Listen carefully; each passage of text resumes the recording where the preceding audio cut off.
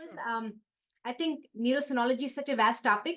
For some of you who know about the Wake Forest courses, I think we literally spend 40 hours talking about it. And it's like 2 courses and there's still more questions. So this is going to be a very small teaser, but my hope is that I'm going to talk about just one specific aspect of TCD use in neurocritical care. And this can give you a little perspective, and then we can obviously follow more content there you go. Can you guys all see my screen as a slideshow? Yeah. Yes. Okay. So I always call this talk butterflies in my brain. This topic does give me a lot of butterflies in my brain, and hopefully at the end of this lecture, yours too. But the fact that you guys are hanging out with Reza, I'm already assuming that he's inculcated the love of neurosonology in you guys. I have a few disclosures from the CME perspective. I don't know if this is a CME talk, but nothing relevant to. Actually, it was, but not anymore. So we had it for last year, yeah. So I was told that this will be like a fellow specific talk. So I kind of put it like a fellows crosstalk. How I tell everybody, especially, the critical care fellows, whether they're neurocritical care or other critical care or stroke fellows, when a patient has a neurological decline, there are lots of ways to approach that. In the ICU, obviously, patients are really sick, whether they're systemically ill or, from a neurocritical care perspective. So I've always been, I was taught this way and I teach this way, that treat brain like a house. The house has several components. And if a patient declines, try to think which component is affected in relation to what component, brought the patient to the ICU. So the structure of the house is the easiest one. If the patients come with a stroke, you already know there's something wrong structurally. Half of the brain or some part of the brain is not getting plumbing. Or there is a tumor or there's something else. So structural component of the brain is kind of the structure of the house. And then as the plumbing component, is there a blood supply issue? Is there a large vessel occlusion? Is there too much blood supply? Hyperemia, RCVS. And or when you decide what to do next from the perspective of diagnostics or treatment, that can help you kind of figure it out. And then there is the electrical component of the house, which is the electricity, whether this is the peripheral nervous system or the central nervous system. And then everything else, air, kind of the cement, the flooring, everything else kind of comes in the miscellaneous part, which I call it air. So if and none of these elements are isolated, you always have to think that one element can affect the other. So if you think about this, you can kind of create a framework that patient has in the neurological decline. What was the structural component wrong? What is wrong now? Or I've looked at the plumbing, but should I be doing electrical next? So it would allow you not to miss a pathophysiological framework of looking at the acute neurological decline. In the next 40 to 45 minutes, I will only focus on plumbing from the perspective of transcranial Doppler. And even with transcranial Doppler, I will be focusing on the flow component itself. So all of you guys are stroke fellows, I'm assuming, or neurocritical care fellows. And, we are very familiar with neuroimaging modalities that look at blood flow. CT perfusion, rapid Viz-AI, CT angios, DSAs. We have such great modalities to look for blood flow. Why would we need ultrasound? Well, there are quite a few patients, unfortunately, in our practice that are on some kind of anticoagulation or some kind of blood disorders that it does not allow us to do the invasive blood flow monitoring, which is at this point kind of the gold standard, or they're difficult to transport for CT angio, CTP, or other blood flow modalities. Patients on high ventilator settings, on advanced mechanical support devices, they're very unstable, or it's dangerous both for the patient and the nursing staff to transport them. And despite having, there are some mobile CT scanners available now that can do CT angio. These are patients that kind of look like this, and you can understand the logistics of moving it around. And at least in critical care, point of care ultrasound has become almost like a stethoscope. I could not even imagine taking care of a shock patient without doing point of care echo of the heart or echocardiography. I sometimes feel, why are we not using a point of care transcranial Doppler to look at their brain flow, when brain flow is an important component of most of our resuscitation targets? So, of course, this is advanced medical centers, but If we could create paradigms that incorporate transcranial Doppler in our resuscitation algorithms for acute neurological decline, we can take that to austere and resource-limited environments as well, where they don't have CT scans and other invasive monitors. Now, the simplest application of ultrasound is pupillometry. All of you guys are familiar with orbital ultrasound and pupil exams. You can actually use ultrasound to look for pupil reaction to light. And you can do this on a patient with closed eyes. And you can also use M mode to do it quantitatively. That's not the focus of my study here, but we can always talk about it. You can do papilledema assessment. So just like fundoscopy shows papilledema, this is the crescent sign. This is your optic nerve. This is your crescent sign of the lamina cribrosa bulging into the posterior chamber. And this can be an important surrogate of ICPs. And obviously, optic nerve sheath has really been looked at from multiple perspectives. I almost feel that emergency medicine and critical care docs are looking at optic nerve sheath more than neurologists are. But I think it'll be key for us to recognize how they are using ultrasound for non-invasive intracranial pressure assessment. And we can have a separate talk about that some other time. B-mode ultrasound, which used to be practiced in 1990s, kind of fell through the cracks because of evolution and rapid availability of CT scan. If you did not have a skull, ultrasound actually has resolution better than a CT scan. So this is a hemicranie patient that got ICH evacuation. So you can see there is some cytotoxic edema, some vasogenic edema, some surgical bed blood, some pneumocephalus, no skull here. And this is this patient's B-mode examination of the parenchyma. You can see the lateral ventricles, septum pellucidum, falx cerebri, lateral ventricles in the back. You can see the splenium of the corpus callosum, and you can see both the cytotoxic edema and the vasogenic edema very dramatically. Now, the challenge obviously is most patients do have skulls. So we can't really count on absence of skull from that perspective. Despite the presence of skull, which does impede a lot of ultrasound penetration, majority of the patients, about 85%, 70 to 95%, depending upon the study that you read, will have a part of the skull around the temporal bone that is thin enough that it is letting sound go through and coming back. And typically, we use the ultrasound probe that is used for echocardiography, called the cardiac probe or the low frequency phased array probe, to put the probe on the just above the zygomatic arch, and the area between the lateral canthus of the eye and the tragus. That's the area where you kind of go window shopping. And if you go window shopping and if you're successful, you can find a window. So if the skull is held against light, here's a big window. Some people have small windows, some people have big windows. But if you align this line of insonation along the base of the brain, that's where you see the butterfly, which is the midbrain, and the white fluff around it is basically the choroid plexus that is sitting in the cisterns, your quadrigeminal cistern, interpeduncular cistern, and ambient cistern. So this butterfly in the white fluff becomes the basis of looking at B-mode ultrasound. And you can see the opposite skull, and you can see the sphenoid wing and the petrous part of the temporal bone finding this arch. Why it is important to look at the butterfly? Because this is where the circle of Willis is. Now, people have looked at midline shift assessment, which is another non-invasive surrogate for cerebral edema. And you can use the butterfly to find landmarks that can help you calculate midline shift. This is your third ventricle here in front of the midbrain, and in the front you can see the falx cerebri, or if you go a little bit down, you can see the crista gali. Sometimes you can use the cerebral aqueduct here, or the pineal gland, if calcified and visible, as the midline structure.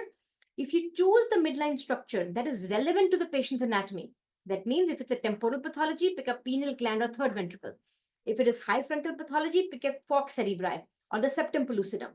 If you choose the midline structure that is relevant to patient's pathology, then you can use that as a surrogate for midline shift assessment as the cerebral edema progresses. The correlations between ultrasound measured midline shift and the CT scan midline shift are pretty decent. The R is about 0.83, 0.85. There are only a couple of studies, not many studies, large scale. And the reason why the R is not perfect is on the ultrasound, people are measuring midline shift from right and then left. They're not always at the same angle. So now experts recommend that you should do the midline shift from the same angle on the same side, one window. And the other challenge is sometimes the ipsilateral bone and the opposite bone can be a little blurry. But whatever protocol you use a standardized protocol. Serial assessments are better than absolute numbers. Absolute numbers may account for discordance between the CT scan angle and the ultrasound angle. But if you follow serial assessments, anything more than 5 millimeter change in midline shift is considered significant. Blood flow assessment obviously is going to be the focus of our talk. And once you find the midbrain, this is where you find the circle of Willis. I probably don't have to teach you the anatomy of circle of Willis, but the trick here is to use color Doppler. And Reza might have gone over this technique with you, that when you're using imaging ultrasound in the ICU, we have non-imaging machines as well. Because it was a critical care focused talk, I am focusing on the imaging ultrasound. Try to find the pulsations before you look for color Doppler. Color Doppler typically doesn't have the same level of power or strength as B mode or pulse Doppler. So sometimes you may not see color, but if you see pulsations, you know where the circle of Willis is. And obviously, I put the best pictures here because I had to show you phenomenal pictures. So that's your MCA, ACA, PCA around the midbrain, butterfly of the brain. Now, pulse Doppler is the standard way we look at blood flow. Now here, we are using blood flow velocity as a surrogate of blood flow. The caveat you have to remember is that when you're using velocity as a marker of blood flow, you're assuming that the vessel diameter of the measured vessel is the same throughout. And if the vessel diameter changes, the velocity does not change. That's the big presumption we're taking. Okay. So what we basically do is we do pulse Doppler. And what pulse Doppler does it tells you that this sample, this is called a gate. I'm telling the computer that on this blood vessel, this is the midbrain, this is your MCA, red is towards the probe, blue is away from the probe. So this is your anterior cerebral artery. This is your contralateral anterior cerebral artery here. And I'm telling the computer that I'm only interested in a 5 millimeter sample of the distal MCA. Why 5 millimeter? The average diameter of the intracranial vessel is 3 to 5 millimeter. Ensuring a gate of 5 to 10 millimeter makes sure that I'm capturing the whole velocity spectrum in that lumen. I tell the computer to ignore everything before and after. Just give me this distal MCA. The physics principle is called fast Fourier transformation, but it basically gives me this waveform that kind of looks like the arterial waveform in the ICU. This is 3 cardiac cycles.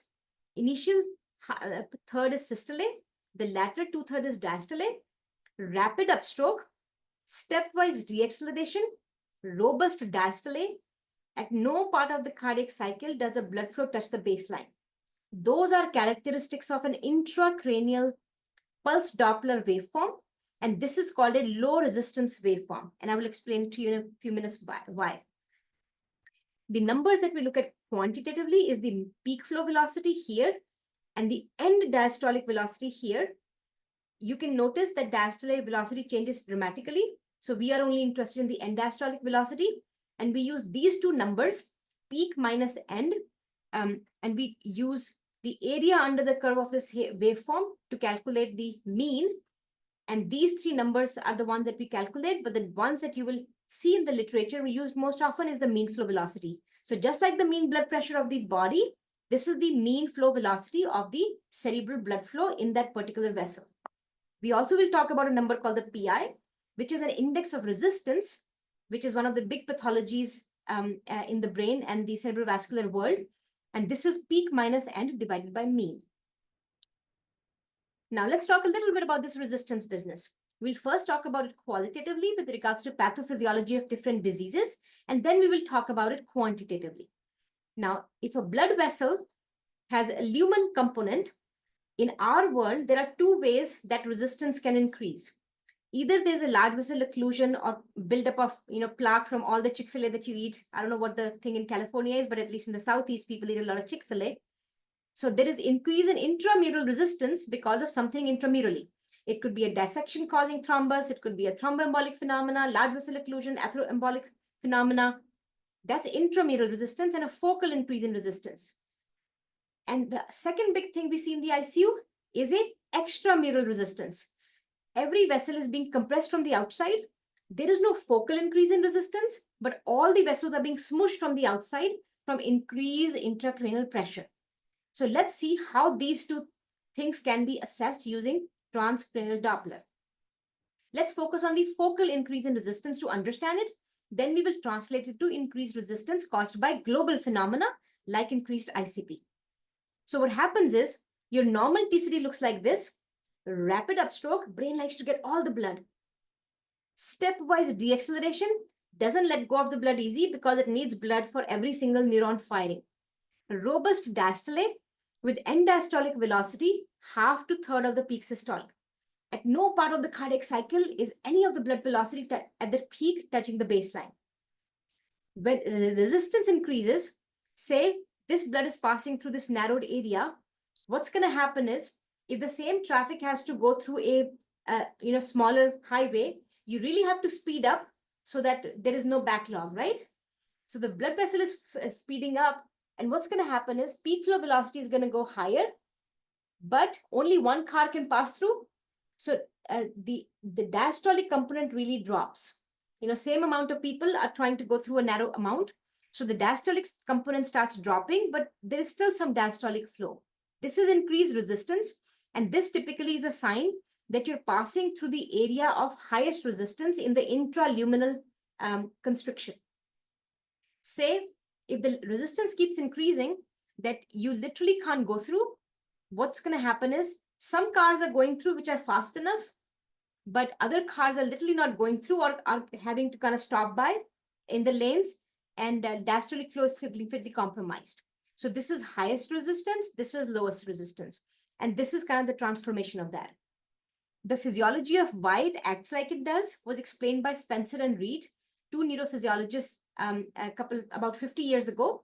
And this model was initially created for carotid stenosis, but hence has been revalidated for intracranial stenosis. And it kind of combines the principle of cerebral autoregulation intracranially, Poiseuille's law, and Bernoulli's theorem, which are the three hydrodynamic principles around how blood flow acts inside stenosed vessel. And the way to interpret this is completely patent vessel, this is completely occluded vessel. So the vessel is increasing stenosis from right to left, and initially blood flow is the same and the velocity is the same, but first the velocity increases to keep the blood flow intact despite the stenosis of the vessel. That's around 50 to 70% stenosis. But beyond 70% stenosis, the stenosis doesn't allow high velocity blood flow to go through it. The velocity drops, blood flow drops, eventually leading to complete obstruction. That's the model for focal increase in intracranial stenosis. You will also learn, or you already know, that this low resistance going to high resistance, going to very high resistance, if there is enough blood flow going through after the stenotic area, the cerebral vascular circulation will become low resistance to increase the gradient across to promote blood flow preservation. And this is called the post-stenotic phenomena, parvus et tardus.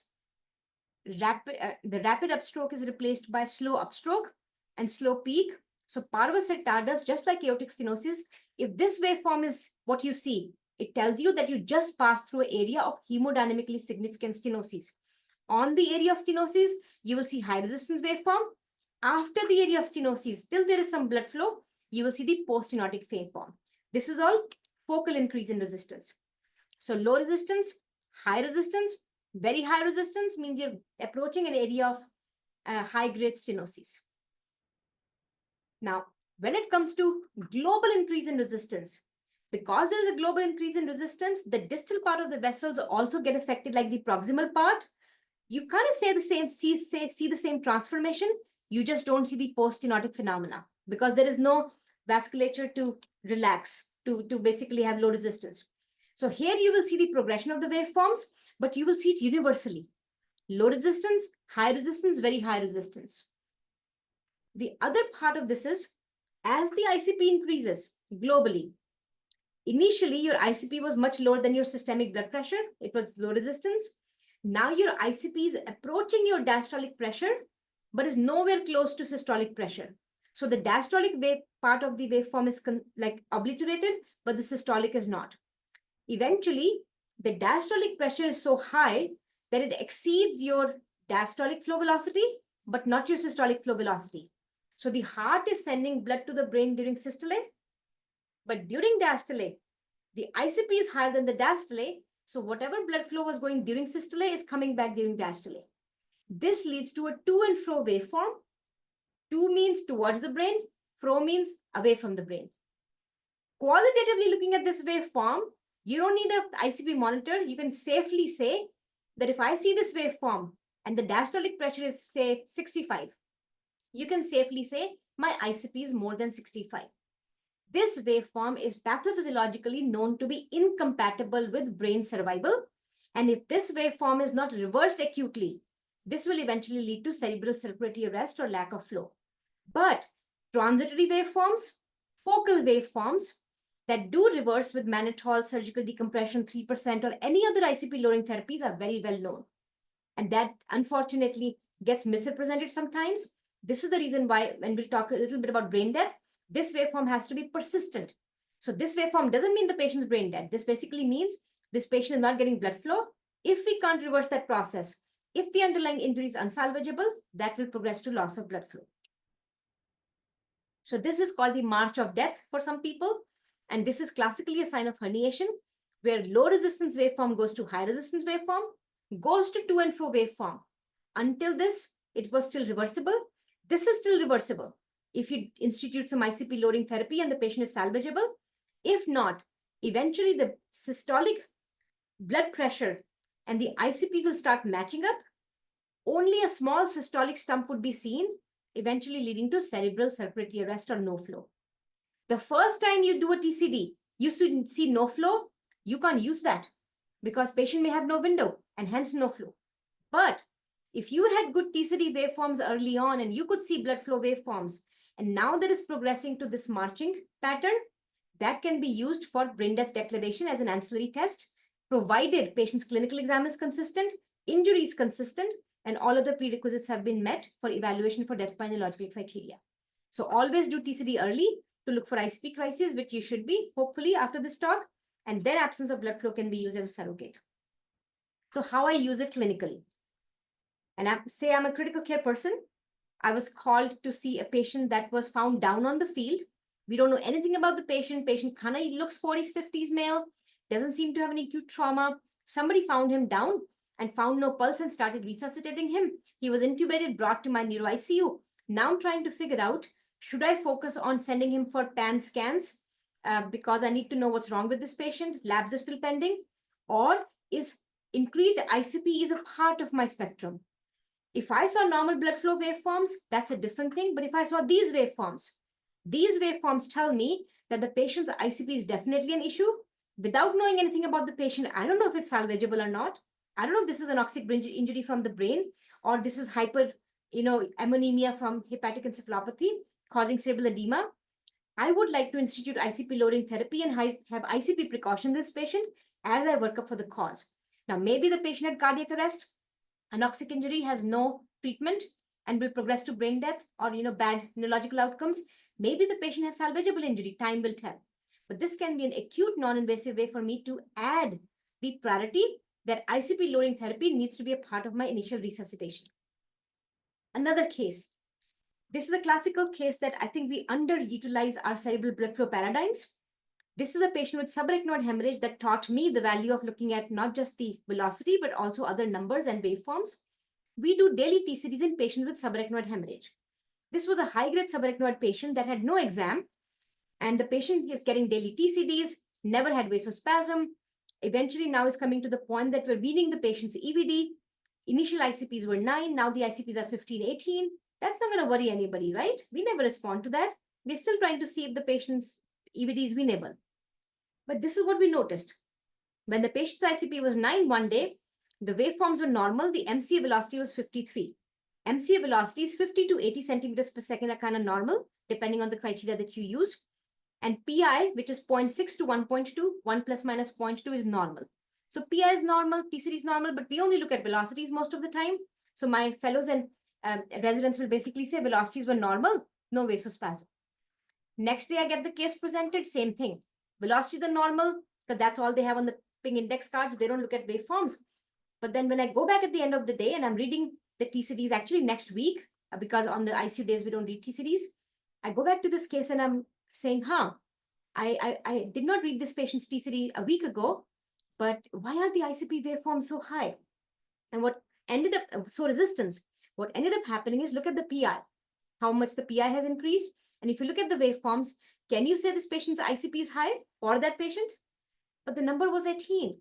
So we all think that 20 or 22 is the golden number for everybody's ICP, but this patient's brain was not normal.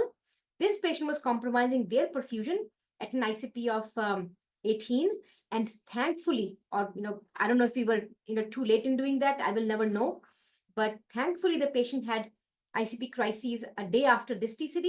So the EVD was opened.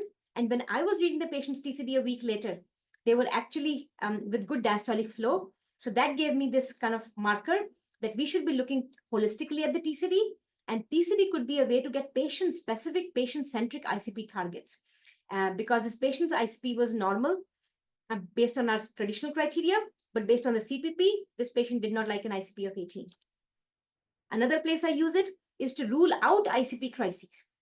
We often get called for patients on mechanical circulatory support in cardiothoracic ICU that patients can't get invasive monitors because of anticoagulation, and they're very difficult to transfer for CT scan. And these patients will have a cardiac arrest, will go on ECMO, they'll have no brainstem reflexes, they will be sedated and paralyzed for days, and it is a very high resource utilization strategy.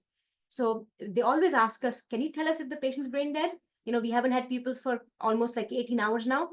And in these cases, I can use TCD to go and say, I can't see the pulse. So these patients have an external bypass pump, so they have no pulsatility. But if you look at the non-pulsatile circuit, that's a good amount of blood flow to about almost 50 centimeters per second. Right and left is relatively symmetrical. So I can safely say, hey, I can see blood flow in all vessels. I can see the color flow. I can see the Doppler flow. I don't think this patient has cerebral circulatory arrest. So keep doing what you're doing, and we can follow. The other place I use it is similarly. This patient had cardiac a procedure being performed, an aortic aneurysm repair electively, had an intraoperative rupture of that aneurysm, and went into cardiac arrest, cardiogenic shock, was resuscitated, open chest. Now this patient has a balloon pump, which is intra-aortic balloon counterpulsation, which is a way to kind of manage cardiogenic shock, and also had a device called Impella. And these patients basically will come to the ICU with open chest, paralyzed, with blown pupils. And they wanted to ask us, like, is this patient salvageable or not? How much brain injury has happened? And it's going to take hours to show the full extent of the injury on a CT scan. And there were some kind of concerns about transitioning the patient to ECMO. And once we transition the patient to the ECMO, we have to kind of keep them for a few days to kind of see the maximum benefit. We were evaluating this patient, and obviously I can't use a neuro exam. I don't have any other monitor or a CT scan. And the CT scan done half an hour ago looks okay for that age, but I can't say that, patient doesn't have bad anoxic injury.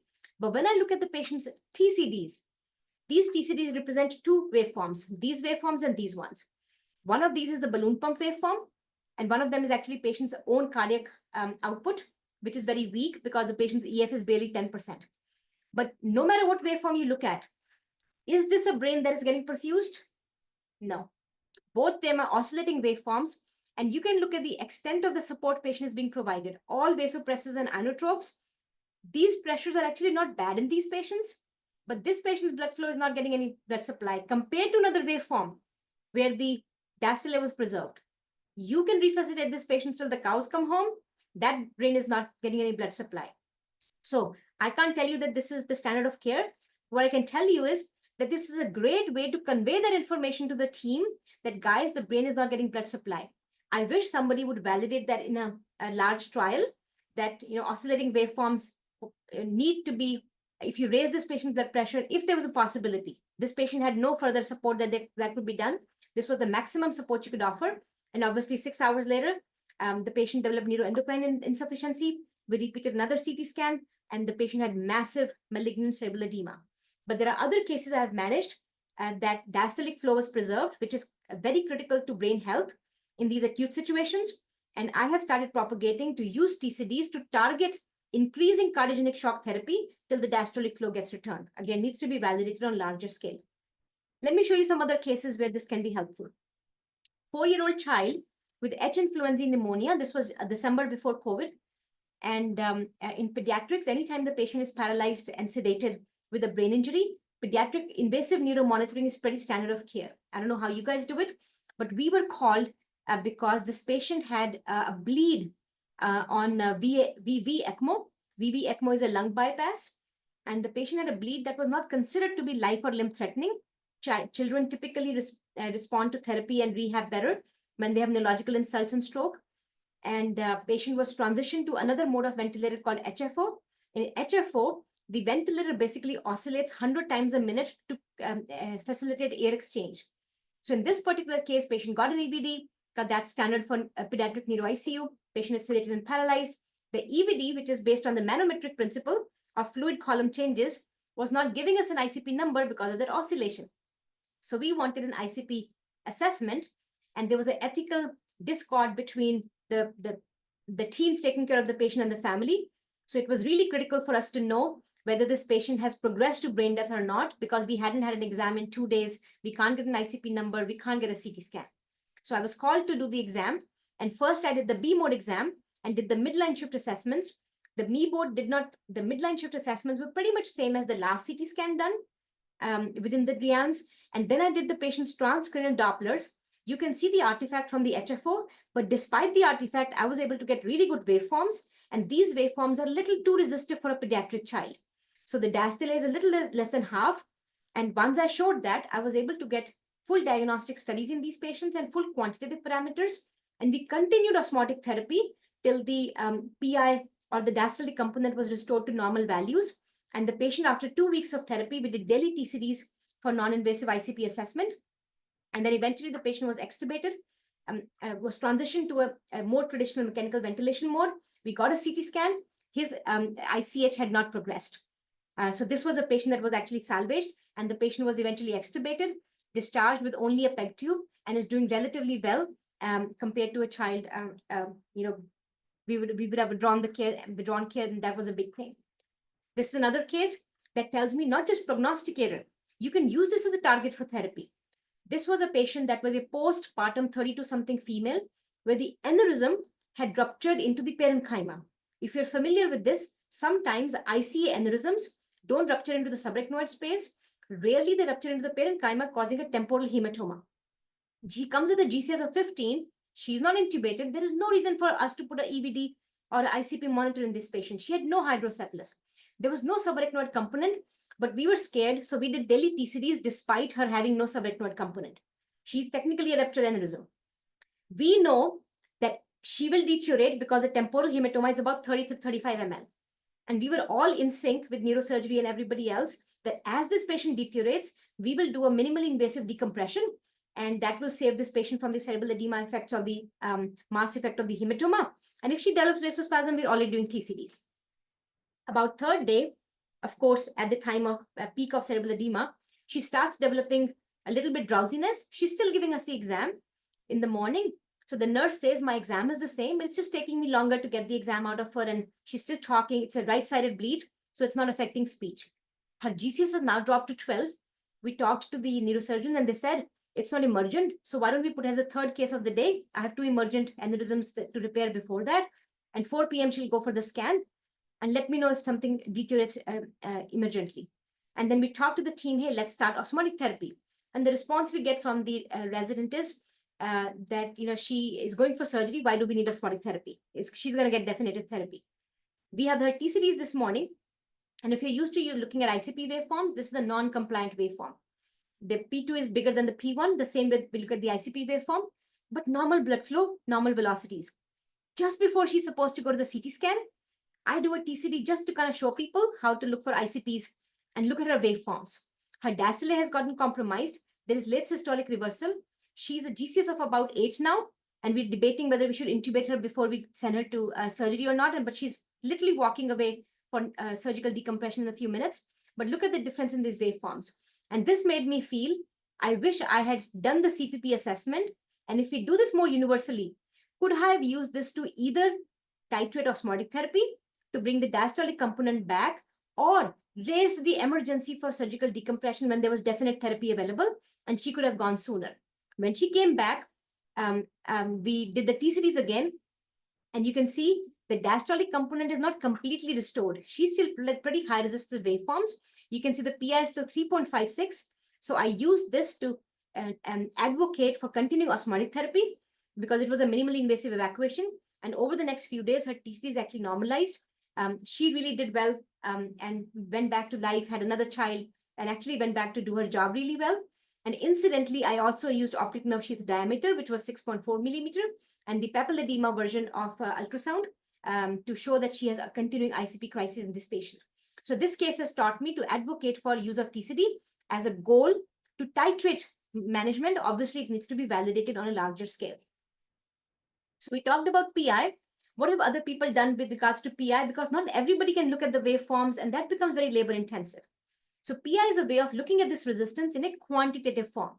The normal value is 0.6 to 1.2.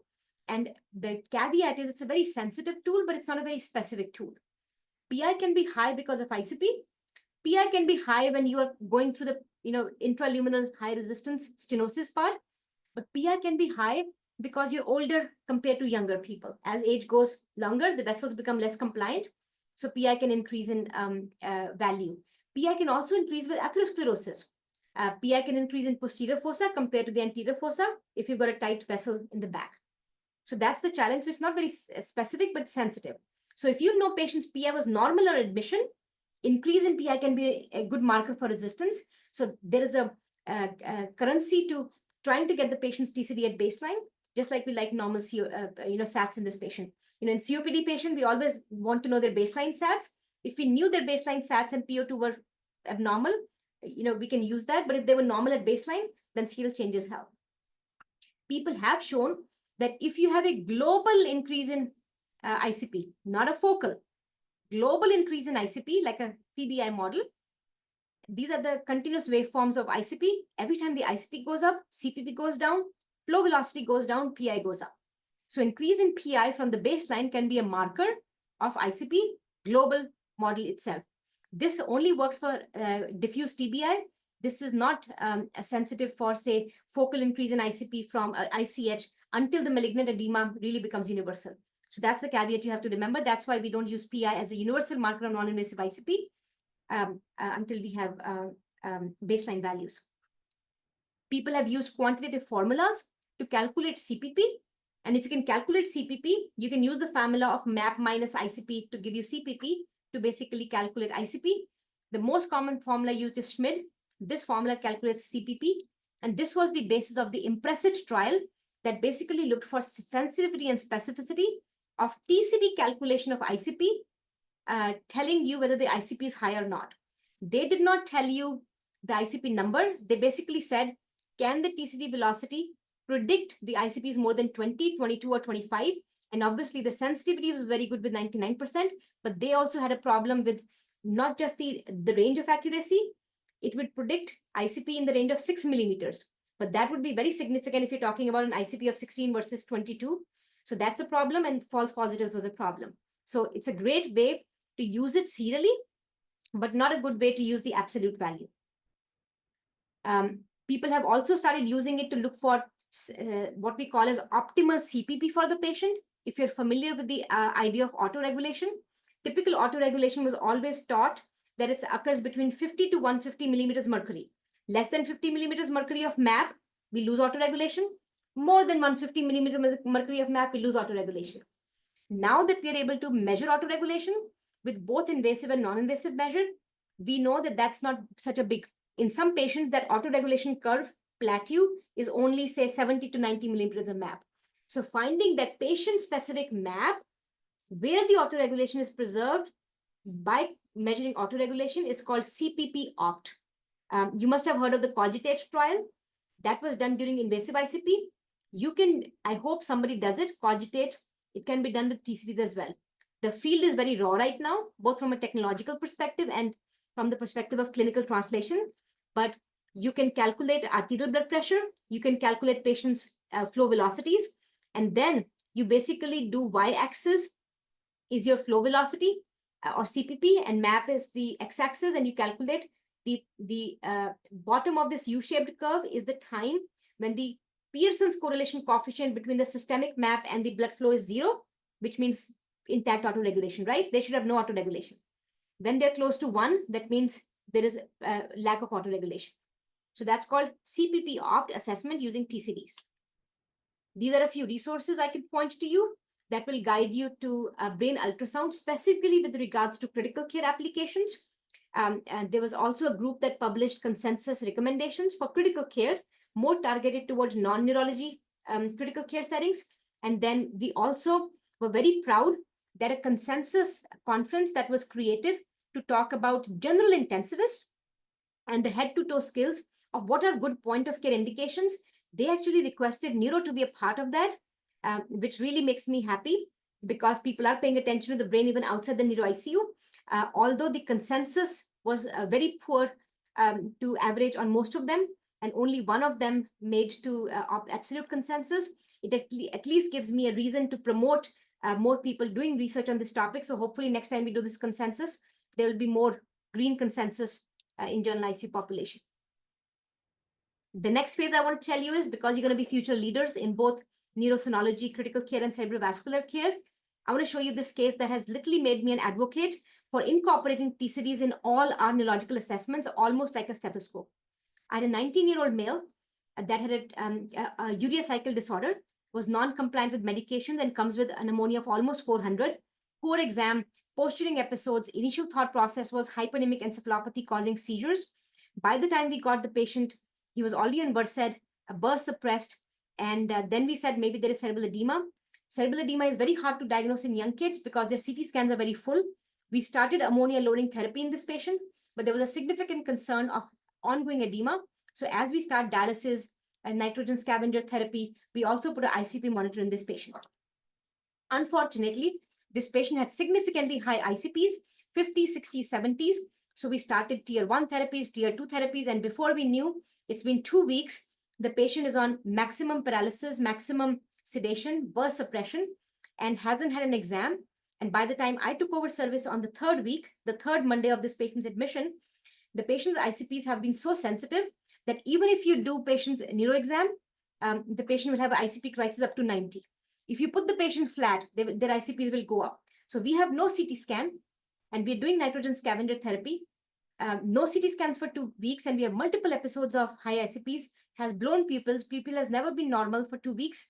We have no other exam. So I was basically told to evaluate the patient for brain death and talk to the family, stop everything, and then obviously, let the patient pass. Now, if you look at the admission CT scans, I will ask the fellows to tell me what stands out for you on the CT scan. This is the CT scan, and this is the MRI DWI. Tell me, what would you say from a cerebral edema perspective on this patient's pathology? It definitely looks swollen on the CT scan. Pretty swollen, right? Yeah. Sometimes, like, I know, like in younger people like him, is 19, usually brains look like big brain. Full. Yeah, full brain, but that other part is like definitely, like, I guess that's a flare, or this is DWI. DWI, okay. Yeah. So there is like some classical hyponemic, right? Cytotoxic edema. Now, this is called anchoring bias. I gave you a story of cerebral edema. So you guys are all cerebral edema. You're looking at a neuroimaging with the bias of cerebral edema. Tell me something, for a 19-year-old kid with this much cerebral edema and the ICP of 50, why are the basal cisterns still open? Look at the basal cisterns here. Your midbed is being squished. Why is the 4th ventricle so big? Shouldn't it be squished? Right? Nobody paid attention to that until now. This patient's brain is completely loss of autoregulation. When the blood pressure goes up, ICP goes up. And then when I take over, this patient's ICP literally go to 90s. You can see here, they have dissociated. And I come over, this is the morning of my rounds, and patient's ICPs are now 90s without doing anything. I have done nothing on this patient. And arterial line hasn't changed. He's on norepinephrine to keep MAPs of 70, CPPs of 70. And I'm worried now that this patient's brain dead. But I always, the family says, no, we're going to do full care. We're not proceeding further. So I'm like, okay, let me first, the patient will need an ancillary test. There's been too much sedation on. Let me try evaluate. So my next step, osmotic therapy was maximized. Nobody's going to surgery in this patient. Ethics and palliative care is not going to help because family says, no, I am not talking to anybody. We're going to do full course ahead. So guess what I do? I do T-series expecting this is the normal T-series. This is what I was expecting, right?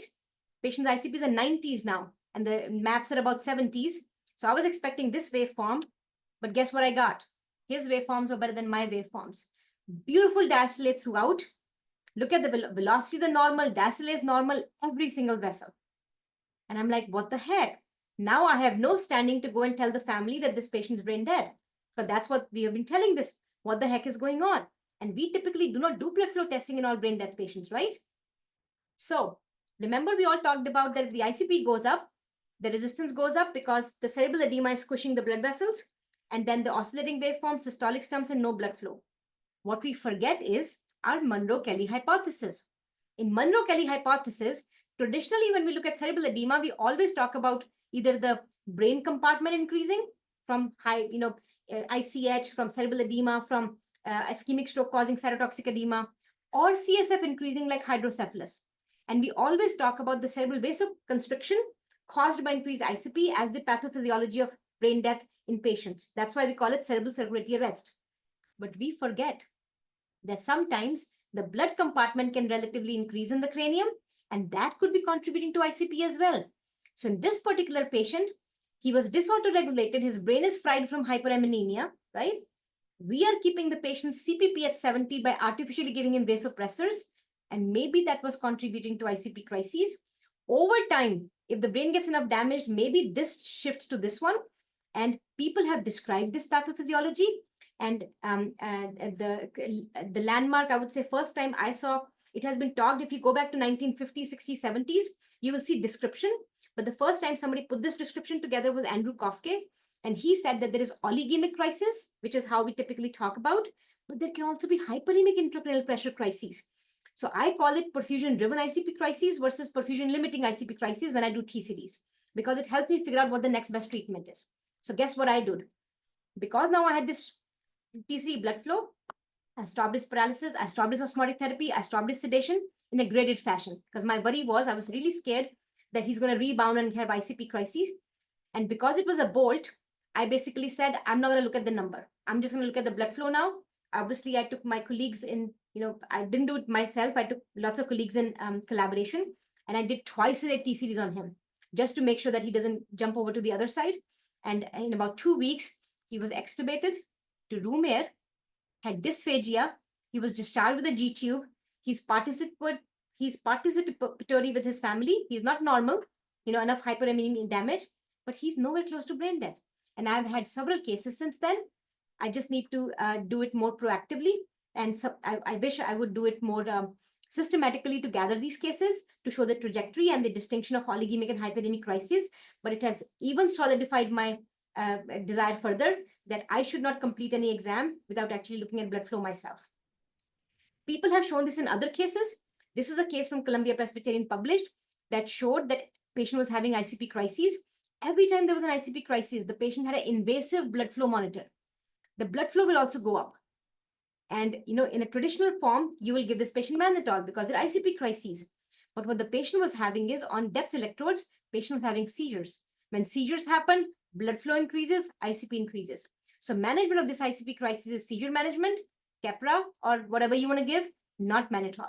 So this has given me another reason to look at blood flow when the patient has periodic ICP crises that could be caused by increased blood flow. In cardiac arrest, people have started noticing these patterns, that there are two kinds of patterns. Hyperemic patterns, they are also bad, but oligemic patterns are also bad. And my theory, it's a theory, it has not been proven yet, that these patients who are hyperemic waveforms are the ones where there was just enough damage that patient's hyperemia is because of loss of autoregulation, and our efforts to keep their MAP 65 might be harming them. And these are the classical patients that eventually go to delayed ICP. Maybe we did something that caused high ICP by propagating that reperfusion injury, and these patients may benefit from TTM and higher targets compared to these patients that have high ICP waveforms to begin with. You can do whatever you want in them. Maybe they will not do well compared to the patient with normal TCD waveforms, where if you just don't harm them, they'll be fine. So I'm hoping that somebody will work with me on creating a trial that endotypes or phenotypes these patients based on TCD waveforms before deciding further therapy.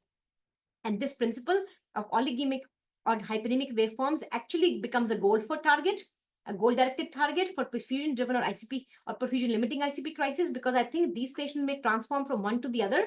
You know, a patient with perfusion-driven ICP crisis, if you let their MAPs be too high, they may go on to this crisis because of reperfusion cerebral edema. So again, another reason why I think blood flow monitoring should be a part of these patients' post-arrest management. So from my perspective, I now use TCD in that house platform that if I have a patient that comes in, no exam, I know the pathophysiology, but I see normal TCD waveforms, I think differently. Versus the same patient, you know, same poor exam, brain injury, I see these waveforms, it tells me they have high ICP crises. But when I go back to this waveform, I still keep in mind, don't rule out the possibility of hyperemic ICP crises and still manage the patient. So these resistance is not a black and white phenomena. You have to take it in context with acute brain injury. You have to figure out whether this is a local versus global pathology. You have to, and I'm propagating everybody to start thinking about perfusion limiting versus perfusion driven increase in ICP. And serial assessment is the key. You can't use one waveform to kind of say it all.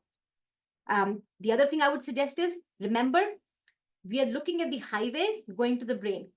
So TCD cannot be used as a single parameter to say blood flow is intact, because in addition to the highway traffic, you also have to look at the parking lot. So the brain needs both an ultrastructural and a macro kind of a perspective when you look at this, when you talk about multimodality. But my hope is people will use blood flow as that extra target when they talk about goal-directed therapies, no matter what paradigm they use. And I hope that this gave you a little bit of food of thought that TCD can be a good use in screening for presence of malignant cerebral edema. When you don't have traditional neuroimaging, it is not going to replace traditional neuroimaging. It is an extra parameter, but it complements neuroimaging to measure cerebral perfusion.